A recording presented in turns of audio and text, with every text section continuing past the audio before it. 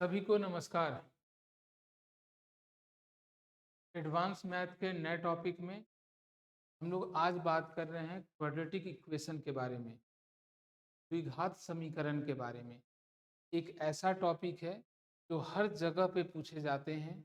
इतना ही नहीं, क्वेश्चन के बीच में आ जाएंगे तो कैसे जल्दी से ब्रेक करेंगे इसके बारे में समझते हैं। ऐसा नहीं कि हर क्वेश्चन को हम फैक्टराइजेशन मेथड से ही बनाएंगे। पहले क्वेश्चन को देख रहे हैं कि फैक्टराइजेशन मेथड क्या होता है, कैसे बनाते हैं, लेकिन बेसिकली हम उस हिसाब से क्वेश्चन को नहीं बनाएंगे। क्वेश्चन को कोशिश करेंगे डायरेक्ट आंसर कैसे लाया जाए।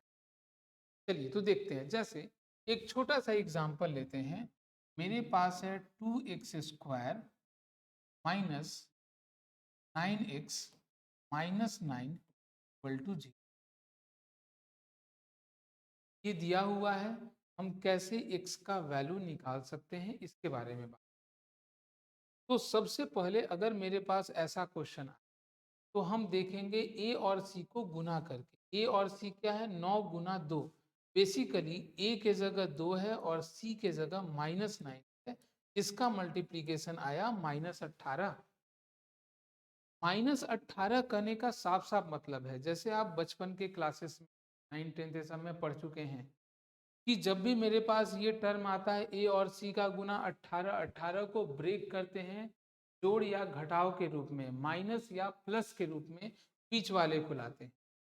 तो ये दोनों चीजें जरूरी नहीं होती हैं, हमेशा याद रखना है, हमेशा किसी एक चीज से ही आंसर आता है, या तो जोड़कर या केवल घटाकर। हमें बस यही समझना है। और ये तरीका जानने का क्या है, ये साइन बताता है। जैसे इस क्वेश्चन में आया है -18।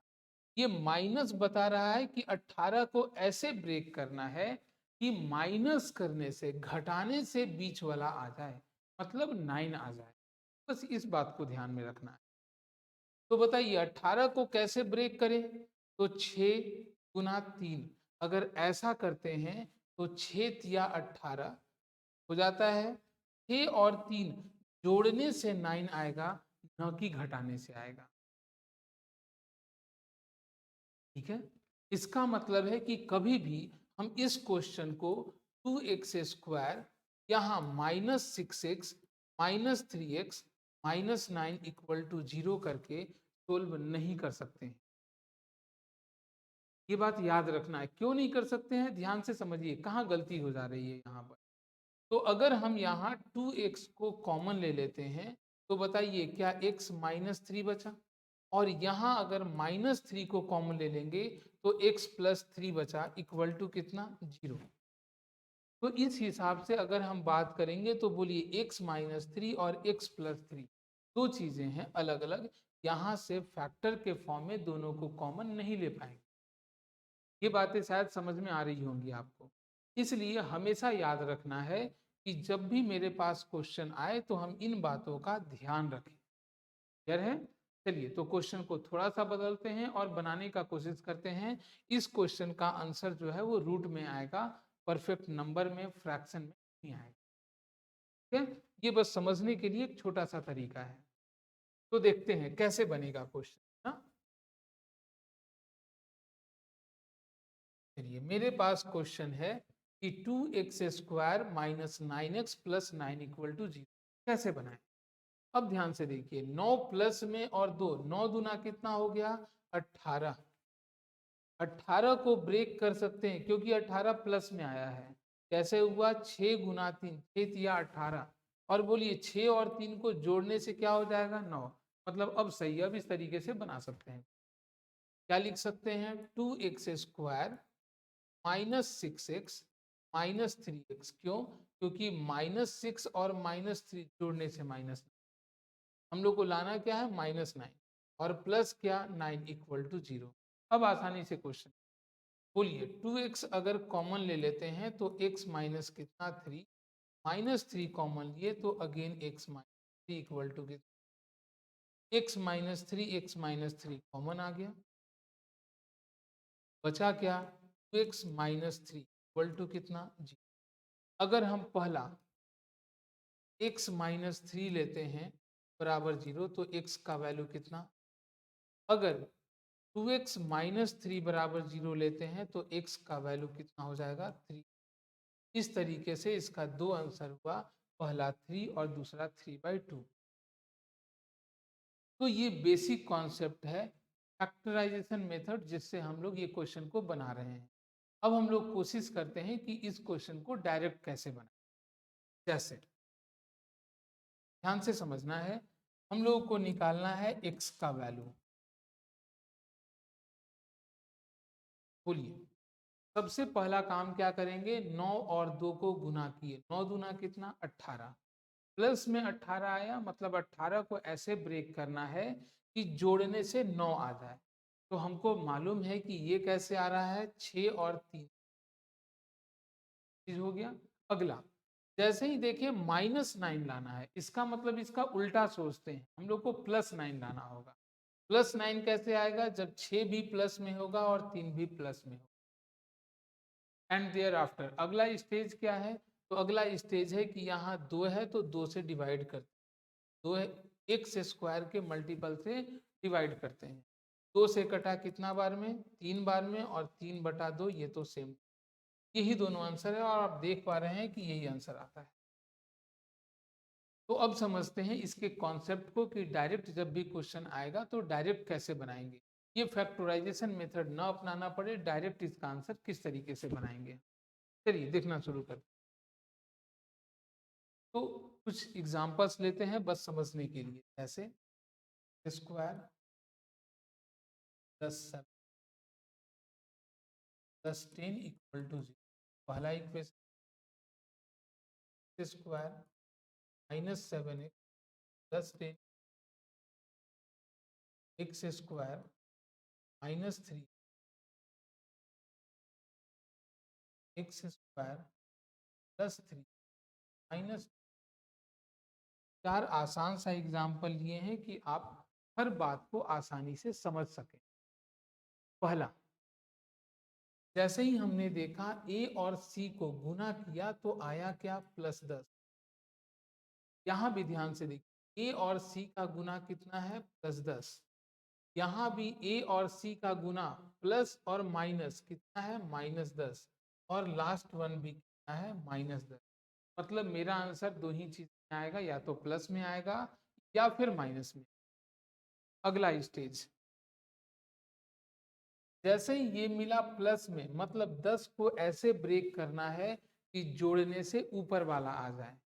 तो जोड़ने से प्लस में है इसलिए कितना होगा, 5 गुना 2, 5 दूना का 10, जोड़ क्या 7, प्लस में है इसका मतलब ये भी प्लस ये भी प्लस, तब तो जोड़ने से 7 प्लस में आएगा।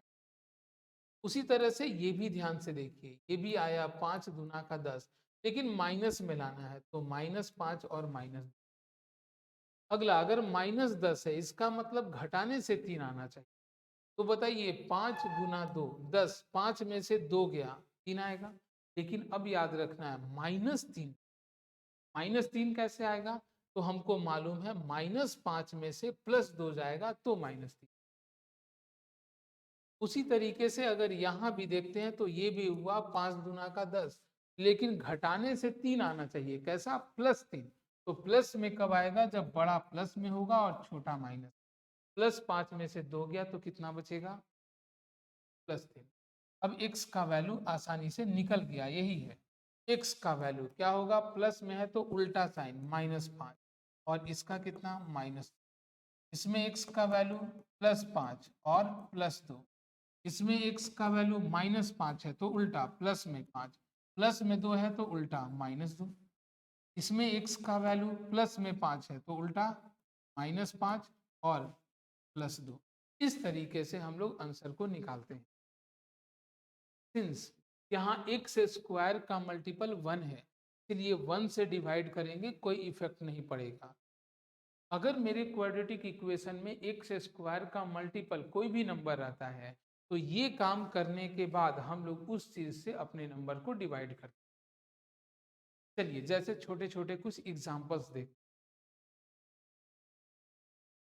पहला दिया हुआ है 9 गुना 5, 9 पचे 45, कैसा आया, प्लस में 45। इसका मतलब है 45 को ऐसे ब्रेक करना है कि जोड़ने से 18 आ जाए। तो हमको मालूम चला 15 तिया 45